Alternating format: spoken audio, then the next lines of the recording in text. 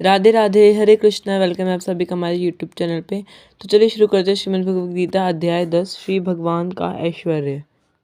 भगवान ने कहा, हे महाबाहु अर्जुन, और आगे सुनो। क्योंकि तुम मेरे प्रिय सखा हो, अतः मैं तुम्हारे लाभ के लिए ऐसा ज्ञान प्रदान करूँगा जो अभी तक मेरे द्वारा बताए गए ज्ञान से श्रेष्ठ होगा।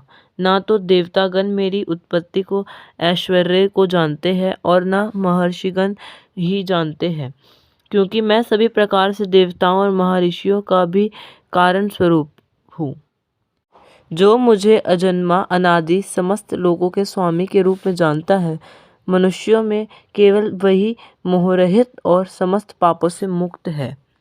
बुद्धि, ज्ञान, संशय तथा मोह से मुक्ति, क्षमा भाव, सत्यता, इंद्रिय निग्रह, मन निग्रह, सुख तथा दुख, जन्म मृत्यु, भय अभय, अहिंसा, समता, तुष्टि, तप, दान, यश तथा अपयश, जीवों के ये विविध गुण मेरे ही द्वारा उत्पन्न है।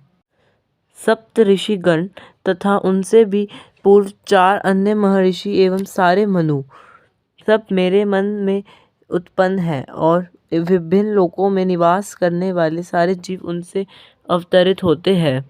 जो मेरे इस ऐश्वर्य तथा योग से पूर्णतया आश्वस्त है, वह मेरी अनन्य भक्ति में तत्पर होता है, इससे तनिक भी संदेह नहीं है। हे समस्त आध्यात्मिक तथा भौतिक जगतों का कारण हूँ।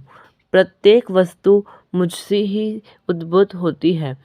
जो बुद्धिमान वह भांति जानते हैं, वे मेरी प्रेमा भक्ति में लगते हैं तथा हृदय से पूरी तरह मेरी पूजा में तत्पर होते हैं। मेरे शुद्ध भक्तों के विचार मुझ में वास करते हैं। उनके जीवन मेरी सेवा में अर्पित रहते हैं, और वे एक दूसरे को ज्ञान प्रदान करते तथा मेरे विषय में बातें करते हुए परम संतोष तथा आनंद का अनुभव करते हैं। जो प्रेम पूर्वक मेरी सेवा करने में निरंतर लगे रहते हैं, उन्हें मैं ज्ञान प्रदान करता हूँ, जिसके द्वारा वे मुझ तक आ सकते हैं।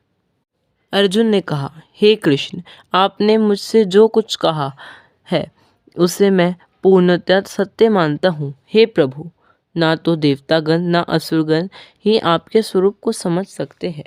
हे परम पुरुष, हे सबके उद्गम, हे समस्त प्राणियों के स्वामी, हे देवों के देव, हे ब्रह्मांड के प्रभु, निस्संदेह एकमात्र आप ही अपने को अपनी अंतर्गंती शक्ति से जानने वाले हैं। कृष्ण कहते हैं, हाँ, अब मैं तुमसे अपने मुख्य मुख्य वैभवयुक्त रूपों का वर्णन करूँगा, क्योंकि हे अर्जुन, मेरा ऐश्वर्य असीम है। हे अर्जुन, मैं समस्त जीवों के हृदय में स्थित परमात्मा हूँ। मैं ही समस्त जीवों का आदि, मध्य तथा अंत हूँ। मैं महर्षियों में भृगु हूँ, वाणी में दिव्य ओंकार हूँ, समस्त यज्ञों में पवित्र नाम का कीर्तन तथा समस्त अचलों में हिमालय हूँ। मैं समस्त वृक्षों में अश्वत्थ वृक्ष हूँ, और देव ऋषियों में नारद हूँ। मैं गंधर्वों में तीर्थ हूँ, और सिद्ध पुरुषों में कपिल मुनि हूँ। घोड़ों से मुझे उच्चवह श्रवा जानो, जो अमृत के लिए समुद्र मंथन के समय उत्पन्न हुआ था। गजराजों में मैं ऐरावत तथा हूँ, मनुष्य में मैं राजा हूँ। मैं हथियारों में वज्र हूँ, गायों में सुरभि हूँ। संतति उत्पत्ति के कारण मैं प्रेम का देवता कामदेव तथा सर्पों के वासुदेव हूँ। मैं सर्वभक्षी मृत्यु हूँ, और मैं ही आगे होने वाली उत्पत्ति करने वाला हूँ। स्त्रियों में मैं कीर्ति, श्रीबाकु, स्मृति, मेघा, धृति तथा क्षमा हूँ।